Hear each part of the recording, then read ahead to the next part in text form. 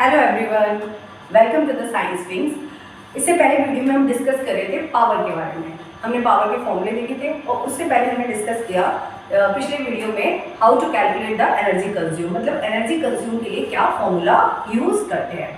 तो हमने देखा था एनर्जी कंज्यूम के लिए जो फॉर्मूला यूज़ करते हैं that is E equals to power into time. और मैंने एक चीज़ बताई थी कि जब भी आप एनर्जी कंज्यूम निकालोगे तो पावर को आपको किस में कन्वर्ट करना पड़ेगा, किलोवाट आवर के अंदर। उससे पहले हमने देखा था पावर का फॉर्मूला क्या था। पावर के हमने 4 फॉर्मूले ड्राइव किए थे जो बिल्कुल याद होने चाहिए। Power equals to V into I, और दूसरा क्या था power equals to I square into R, और थर्ड वन क्या था power equals to V square upon में आर, और एक सबसे पहले क्या था power equals to work done upon में time taken. So these were the formulae of power. अच्छा, एक और चीज़ थी यहाँ पे जो हमने डिस्कस की थी, पावर की एसआई यूनिट। पावर की जो एसआई यूनिट है दैट इज वॉट। पावर की एसआई यूनिट क्या है, वॉट। लेकिन ये छोटी यूनिट है, इससे बड़ी यूनिट जो पावर की है वो क्या है आपकी, किलोवाट। किलोवाट। तो हमें यहाँ पे जो ध्यान रखना है वो ये कि जो पावर है वो वॉट में दी होगी, और जब भी मैंने यहाँ पे न्यूमेरिकल सॉल्व करेंगे तो पावर किस में करनी है, हमें किलोवाट आवर में चेंज करनी है। और ये भी डिस्कस किया था कि जो 1 किलोवाट आवर होता है उसी को हम क्या बोलते हैं, 1 यूनिट बोलते हैं। 1 kilowatt hour is known as 1 unit. 1 kilowatt hour कितनी एनर्जी होती है वो भी हमने डिस्कस किया था। 1 किलोवाट आवर उतनी एनर्जी होती है जब कोई 1 किलोवाट पावर का कोई अप्लायंस, एक कोई अप्लायंस है, उसकी जो पावर है वो कितनी है 1 किलोवाट। 1 किलोवाट की अप्लायंस है, उसको कितने घंटे चलाया जाए, 1 घंटे अगर चलाया जाए, 1 घंटे चलाने पे वो जितनी एनर्जी कंज्यूम करेगी that is known as kilowatt hour. ठीक, इतना क्लियर।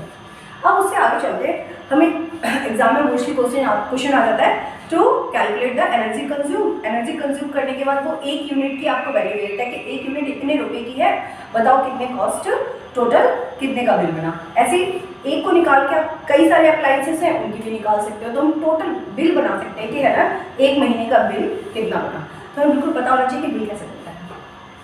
सो यहाँ पे हम बात करते हैं, फॉर्मूला यही लगेगा energy equals to power into time. अब सपोज एक क्वेश्चन ले लेते हैं, एक रेफ्रिजरेटर है आपका, क्या है रेफ्रिजरेटर, और वो कितने वॉट का है, 350 वॉट का। एक रेफ्रिजरेटर जो कि 350 वॉट का है, किसमें है पावर, वॉट में है, और उसको कितने घंटे यूज किया जा रहा है, 10 आवर्स। टाइम क्या है 10 आवर्स और डे, एक दिन में 10 घंटे यूज करते हैं। और क्या दिया हुआ है, आपको क्या फाइंड आउट करना है, 30 डेज में कितनी एनर्जी कंज्यूम होगी, एनर्जी कंज्यूम इन 30 डेज, ये दिया हुआ है। और क्या दिया हुआ है, एक चीज ये भी दी हुई है कि 1 यूनिट की कॉस्ट कितनी है। 1 यूनिट की कॉस्ट है 3.40। 1 यूनिट इक्वल्स टू 3.40 रुपीज।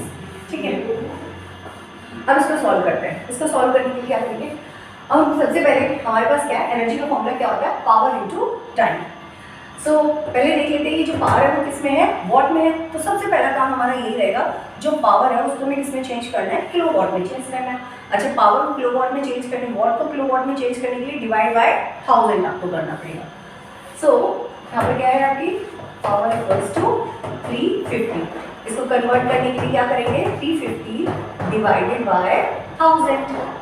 अच्छा, 1000 से डिवाइड करने के लिए 0 से 0 गया, इस 0 को डाया तो यहाँ पॉइंट आया, इस 0 को डाया तो यहाँ पॉइंट आया। सो आपकी यहाँ पे कितनी होगी किलोवाट आवर में, इट इज 0.35 किलोवाट। कर लिया सबसे पहला काम। अब कोई नहीं, अब सिंपल इसमें डाल देंगे फॉर्मूले में। अच्छा, एक और चीज़, जो टाइम है वो कितना दिया हुआ है, 10 आवर्स में दिया हुआ है, तो इसको कन्वर्ट करने की जरूरत नहीं है क्योंकि किलोवाट आवर होता है। अब हम एनर्जी कंज्यूम निकाल देते हैं कितना, और कितने टाइम तक चलता है, एक दिन में 10 आवर्स चलता है। सो कितने हमें निकालना है, 30 डेज का निकालना है, मतलब 1 मंथ का निकालना है। तो एक दिन में टाइम को निकालते हैं, 1 डे में कितना चलता है, एक दिन में 10 घंटे चलता है, तो 30 दिन में कितना चलेगा। सो 30 × 10 चलेगा 300 आवर्स चलेगा। सो टाइम को भी हमने निकाल के रख लिया यहाँ पर, पावर को भी हमने चेंज करके रख लिया। अब हम फॉर्मूला यूज कर लेते हैं, energy equals to power into time. Power कितना है हमारा 0.35 और टाइम कितना है हमारा 300। कर दो इसका मल्टीप्लाई, कितना हो जाएगा आंसर? मल्टीप्लाई करने में कितना आ जाएगा यहाँ पर? 300 को मल्टीप्लाई कर देंगे इससे 35 से। सो करिए यहाँ पे कितना आ जाएगा 105 किलो वॉट आवर। सीधा सीधा याद कर, यहाँ से कर लो, 3 5 में 15 बन गया, 9 और 1 0 10 हो गया यहाँ पर सिंपल, और ये 0 उठा के हमारे यहाँ आ गया, पॉइंट गायब हो गया। सो क्या होगा 105 किलो वॉट आवर। अच्छा ये तो क्या निकला हमारा भी एनर्जी कंज्यूम की, आंसर नहीं निकला। ये क्या निकला? इतनी एनर्जी हमने 1 मंथ के अंदर कंज्यूम की है। अब क्या करना है इसमें, इतनी एनर्जी कंज्यूम करिए तो कितने रुपए की हुई? सो हमें क्या दे रखा है, एक यूनिट कितने रुपए की है? 3 रुपीज 40 पैसे की। सो हम क्या करेंगे 10 एनर्जी टोटल कॉस्ट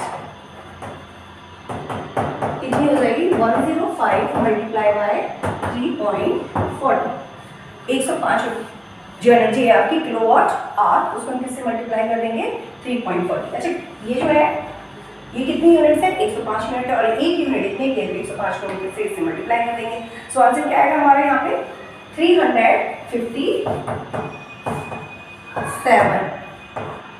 इतने आपके क्या हो गए 357 रुपीज,